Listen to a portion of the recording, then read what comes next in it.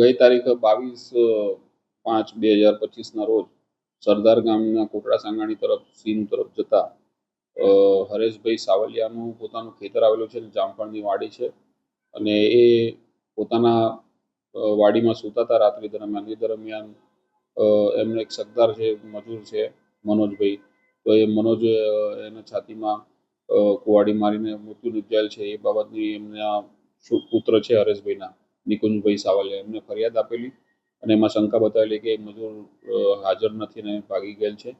અને બીજા જે એમના કાયમી મજૂર હતા એ એમના વતનમાં ગયેલા લગ્ન પ્રસંગે, જેથી એ લોકો હાજર નહોતા. એ જેમનું નામ દિનેશ છે.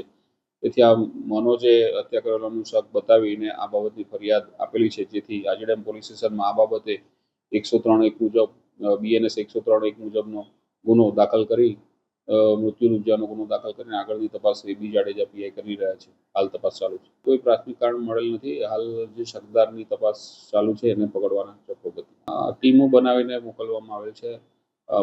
બીજા રાજ્યનો આરોપી હોય તેને ટીમ બનાવીને સ્થાનિક તેમજ ક્રાઇમ બ્રાન્ચની ટીમ પણ બનાવવામાં આવે છે.